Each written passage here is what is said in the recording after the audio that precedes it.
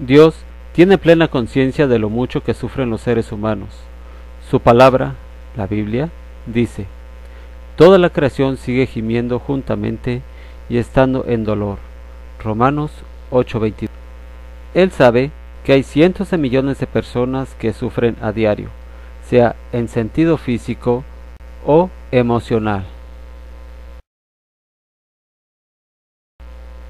También ve a los 800 millones de seres humanos que se acuestan día tras día con el estómago vacío, y a las incontables víctimas de la violencia doméstica, como a los niños, las mujeres, y como dice este cartel, que cada 9 días muere una mujer víctima de violencia doméstica.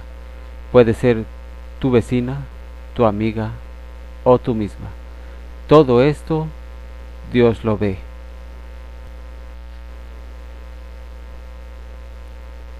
Y a los muchos padres que tiemblan al pensar en el futuro que les espera a sus hijos. Pero, ¿haz algo al respecto?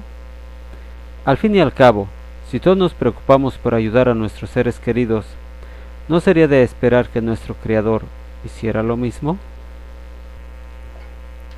En realidad, no somos los primeros en plantear esta cuestión.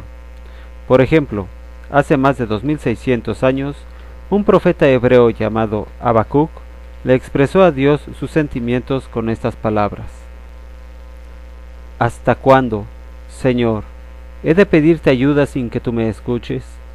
¿Hasta cuándo he de quejarme de la violencia sin que tú nos salves? ¿Por qué me haces presenciar calamidades? ¿Por qué debo contemplar el sufrimiento? Veo ante mis ojos destrucción y violencia, surgen riñas y abundan las contiendas. En la actualidad, los actos de violencia y el sufrimiento también son, lamentablemente, el pan nuestro de cada día. Ahora bien, ¿ignoró Dios las sinceras súplicas de Habacuc? No, ni mucho menos. Al contrario, le dio ánimo y fortaleció su fe, prometiéndole que acabaría con el sufrimiento. En nuestros tiempos, saber lo que Dios hará en el futuro también nos llena de esperanza y consuelo. Vamos a responder las siguientes preguntas. ¿Por qué podemos asegurar de que le importamos a Dios? ¿Cómo acabará con el sufrimiento y cuándo lo hará? Si Dios nos ama, ¿por qué hay tanto sufrimiento en el mundo? Desde hace siglos, muchas personas se han planteado esta importante cuestión. En cierto modo, es comprensible. Después de todo, si usted viera sufrir a un ser querido, ¿verdad que acudiría en su ayuda? No es de extrañar, pues, que muchas personas se pregunten: ¿por qué Dios no hace nada para impedir que sigan ocurriendo tantas cosas malas? Algunas incluso llegan a pensar que no le importamos. Por eso, antes de analizar cómo acabará el sufrimiento, es esencial asegurarnos de que Él realmente se preocupa por nuestro bienestar. Analicemos 2 pruebas que lo demuestran. Si Dios nos ama,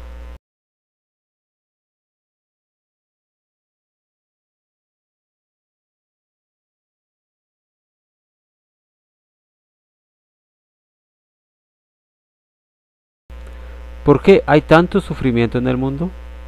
Desde hace siglos, muchas personas se han planteado esta importante cuestión, y en cierto modo es comprensible. Después de todo, si usted viera sufrir a un ser querido, ¿verdad que acudiría en su ayuda? No es de extrañar, pues, que muchas personas se pregunten por qué Dios no hace nada para impedir tanto sufrimiento y que sigan ocurriendo tantas cosas malas. Algunas incluso llegan a pensar que no le importamos a Dios. Por eso, antes de analizar cómo acabará con el sufrimiento, es esencial asegurarnos de que Él realmente se preocupa por nuestro bienestar. Analicemos 2 pruebas que lo demuestran. Jehová Dios hizo el cielo y la tierra y el mar, y todas las cosas que hay en ellos. Y cuanto más reflexionamos en esto, más nos convencemos de que nos quiere muchísimo. Piense, por ejemplo, en las cosas que a usted le gustan. ¿Es la comida una de ellas? Pues bien, ¿Alguna vez ha pensado lo que sería comer siempre lo mismo? Dios podría haber creado un solo tipo de alimento, pero en lugar de ello, nos ha proporcionado una inmensa variedad para elegir. De nuestro planeta, el Creador lo ha adornado con una extraordinaria diversidad de árboles, plantas, flores.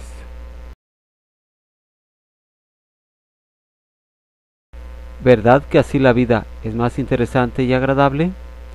Por otro lado, pensemos en algunas características del ser humano. Dios nos ha concedido sentido del humor, sensibilidad musical, gusto estético y muchas otras facultades que no necesitamos para vivir, pero que enriquecen nuestra existencia. Más importante aún, Jehová nos ha dado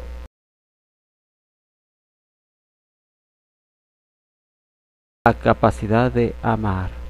¿A quién no le gusta estar en compañía de buenos amigos o sentir el cálido abrazo de alguien a quien queremos? El hecho de que Dios nos haya criado con este sentimiento demuestra que el amor forma parte de su personalidad. La Biblia también nos demuestra que a Dios le importamos. De hecho, nos enseña que Él es amor. Además, contiene principios que contribuyen a nuestra salud, pues fomentan una vida equilibrada y nos ayudan a evitar costumbres nocivas como la borrachera y la glotonería. Asimismo, la palabra de Dios ofrece consejos para llevarnos bien con los demás. Por ejemplo, nos exhorta a amarnos unos a otros y tratarnos con bondad, respeto y dignidad. Por otra parte, condena los actos como la calumnia, el adulterio y el asesinato, y defectos como la avaricia y la envidia, que tanto daño causan a otras personas. Si todo el mundo se esforzara por obedecer los mandatos y principios de la Biblia, ¿no le parece que habría mucho menos sufrimiento? Pero hay un ejemplo aún más claro de que Dios nos ama. ¿Cuál es? Que entregó a su Hijo Jesús para rescatar a la humanidad.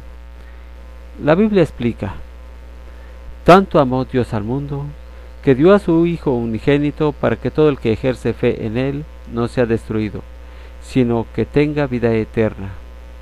Al hacer ese sacrificio, Jehová ya dio el primer paso para terminar de una vez por todas con el sufrimiento y la muerte.